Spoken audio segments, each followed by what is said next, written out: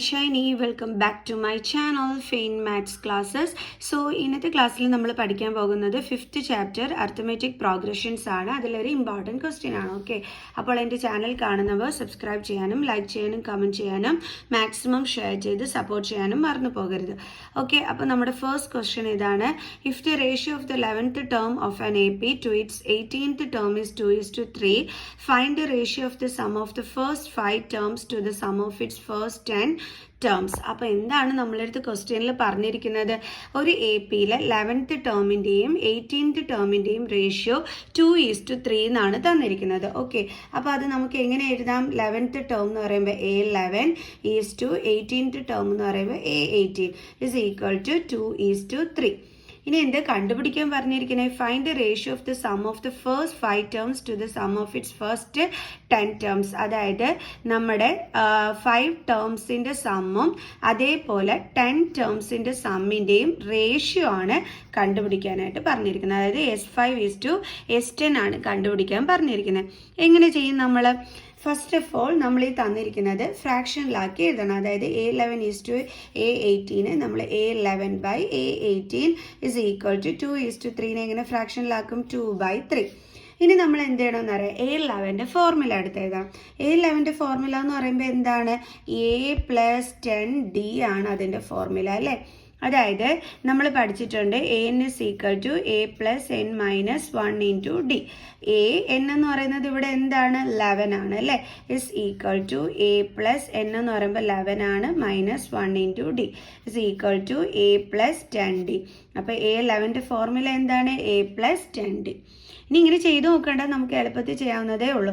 ഇപ്പം A10 ഇതിൻ്റെ formula എഴുതാൻ പറഞ്ഞാൽ ഫസ്റ്റ് ടേം പ്ലസ് 10ൽ നിന്ന് ഒന്ന് കുറയ്ക്കുമ്പോൾ എന്താ കിട്ടുന്നത്? 9 into D. ഇനിയിപ്പോൾ A5 എഴുതാൻ പറഞ്ഞാൽ എന്ത് ചെയ്യും?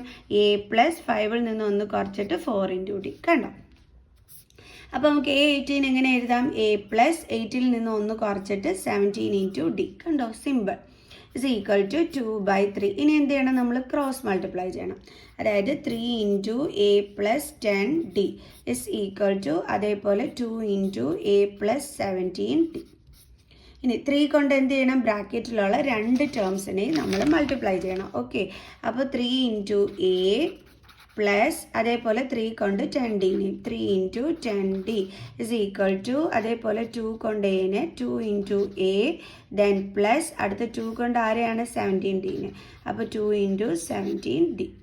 3 into A എന്ന് പറയുമ്പോൾ 3A പ്ലസ് 3 into 10 എന്ന് പറയുമ്പോൾ 30D is equal to 2 into A എന്ന് പറയുമ്പോൾ 2A plus 17 into 2. 7 2s are 14, 1 2 1s are 2 plus 1 3. അപ്പോൾ 34D. ഇനി എങ്ങനെയാണ് നമ്മൾ ചെയ്യേണ്ടുള്ളത്? നമ്മളിതേ ഈ ഒരു ഇതിനെല്ലാം നമ്മൾ ഇങ്ങോട്ട് ട്രാൻസ്പോസ് ചെയ്യുകയാണ് അല്ലേ? ഓക്കെ, അതായത് 3A plus 30D plus 2A ഇപ്പുറം വരുമ്പോൾ എന്താകും? -2A ദെൻ പ്ലസ് 34D ഇപ്പുറം വരുമ്പോൾ എന്താകും? -34D. അതായത് നമ്മൾ 2Aനെ ഇങ്ങോട്ട് ട്രാൻസ്പോസ് ചെയ്തു, അതേപോലെ പ്ലസ് 34Dനെയും ഈ സൈഡിലോട്ട് ട്രാൻസ്പോസ് ചെയ്തു. ഇസ് ഈക്വൽ ടു ഇപ്പോൾ ഇവിടെ ഉള്ള ഇത്രേനെയും നമ്മൾ ഈ LH സൈഡിലോട്ട് കൊണ്ടുവന്നു. ഇനി RH സൈഡിൽ എന്തെങ്കിലും ഉണ്ടോ? ഇല്ല. അപ്പോൾ നമുക്ക് അവിടെ എന്ത് കൊടുക്കാം? 0. ഇനി 3Aയിൽ നിന്ന് നമുക്ക് 2Aനെ എന്ത് ചെയ്യാം? മൈനസ് ചെയ്യാം. കാരണം എന്താ? ഇത് രണ്ടും ലൈക്ക് ടേംസ് ആണ്. അപ്പോൾ 3 - 2 എത്രയാണ് കിട്ടുന്നത്? 1A. 1A എന്ന് നമ്മൾ എഴുതത്തില്ല, A എന്ന് മാത്രമേ എഴുതത്തുള്ളൂ. ഇനി അടുത്തത് എന്തൊക്കെ തമ്മിലാണ് നമ്മൾ ചെയ്യാൻ പോണത്? 30Dയും -34Dയും. അതായത് നമ്മളിനി ചെയ്യുന്നത് 30D -34D. കാരണം ഇത് രണ്ടും എന്താണ്? ഈ രണ്ടെണ്ണം എന്ന് പറയുന്നത് ലൈക്ക് ടേംസ് ആണ് അല്ലേ? അപ്പോൾ അത് തമ്മിൽ മൈനസ് ചെയ്യാൻ പറ്റുമല്ലോ. 34ൽ നിന്ന് D മൈനസ് ചെയ്യുമ്പോൾ 34ൽ നിന്ന് 30 മൈനസ് ചെയ്യുമ്പോൾ 4 ആണ്. അപ്പം പിന്നെ വേരിയബിൾ, അപ്പോൾ 4D. ചെറിയ നമ്പറിൽ നിന്ന് വലിയ നമ്പർ മൈനസ് ചെയ്യുന്ന രീതിയിൽ കിടന്ന ആൻസറിൻ്റെ കൂടെ എന്തിട്ട് കൊടുക്കണം? Negative sign. അപ്പോൾ എന്താ വന്നത്? നമുക്ക് -4D is equal to 0. Okay, ഇനി എങ്ങനെയാണ് നമ്മൾ ചെയ്യേണ്ടുള്ളത്? A ദെൻ -4Dനെ നമ്മൾ ദേ ഇപ്പുറത്തെ സൈഡിലോട്ട് ട്രാൻസ്പോസ് ചെയ്യുമ്പോൾ എന്താകും? Is equal to 0. -4Dനെ അപ്പുറം കൊണ്ടുവരുമ്പോൾ +4D. അപ്പോൾ A is equal to നമുക്ക് എത്രയാണ് കിട്ടിയത്? 4D. അപ്പോൾ എയുടെ വാല്യൂ നമ്മൾ കണ്ടുപിടിച്ചു. ഇനി നമുക്കിവിടെ കണ്ടുപിടിക്കാനുള്ളത് എന്തായിരുന്നു? S5:S10. ഇതാണ് നമുക്ക് കണ്ടുപിടിക്കാനുണ്ടായിരുന്നത് അല്ലേ? S5:S10 ഇതാണ് കണ്ടുപിടിക്കേണ്ടത്. അപ്പോൾ നമ്മൾ എന്താ ചെയ്യേണ്ടത്? ഇത് ഫ്രാക്ഷനിലാക്കി എഴുതുക. അതായത് S5 ഡിവൈഡഡ് ബൈ എന്താണ്? S10. ഇനി എങ്ങനെ ഇത് ചെയ്യുന്നതെന്നല്ലേ ആലോചിക്കുന്നത്.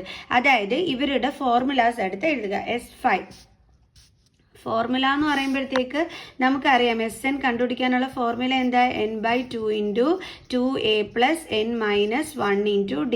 അപ്പോൾ S5ൻ്റെ ഫോർമുല എങ്ങനെ വരും? S n-ൻ്റെ പ്ലേസിൽ 5 = n-ൻ്റെ പ്ലേസിൽ 5/2 × 2a + n - 1 × d എന്ന് വരും അല്ലേ? സോ നമുക്കത് അടുത്ത് എഴുതാം.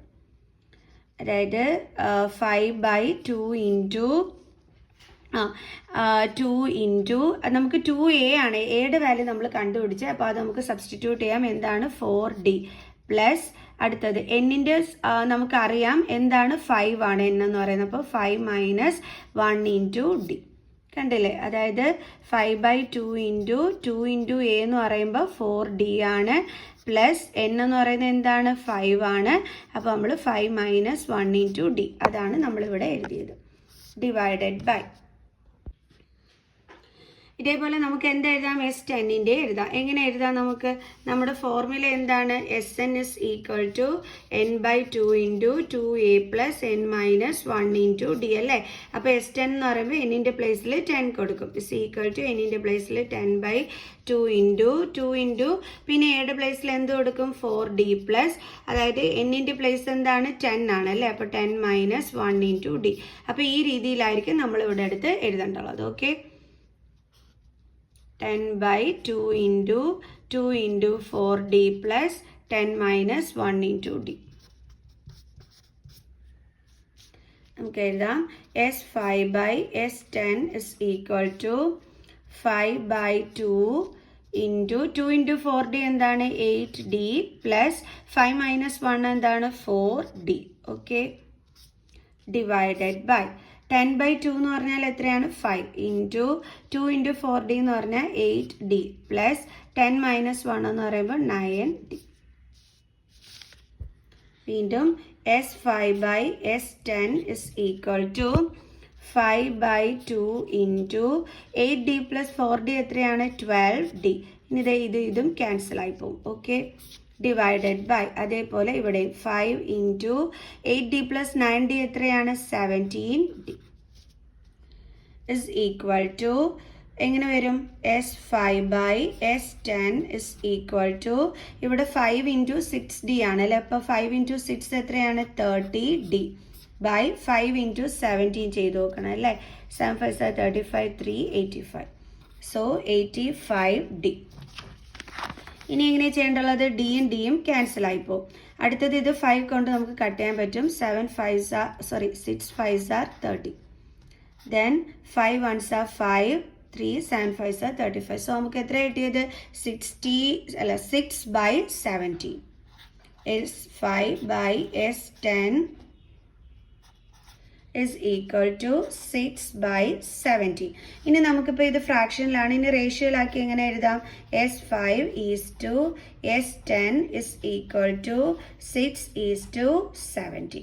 അപ്പോൾ ഈ ഒരു റേഷ്യോ ആയിരുന്നു കണ്ടുപിടിക്കാൻ പറഞ്ഞിരുന്നത്. നമ്മളിതേ കണ്ടുപിടിച്ചു. അപ്പോൾ എല്ലാവർക്കും മനസ്സിലായി ഈ ഒരു ക്വസ്റ്റ്യൻ എങ്ങനെയാണ് ചെയ്യുന്നതെന്ന്. അപ്പോൾ വളരെ ഒരു ഈസി ക്വസ്റ്റ്യൻ ആയിരുന്നു.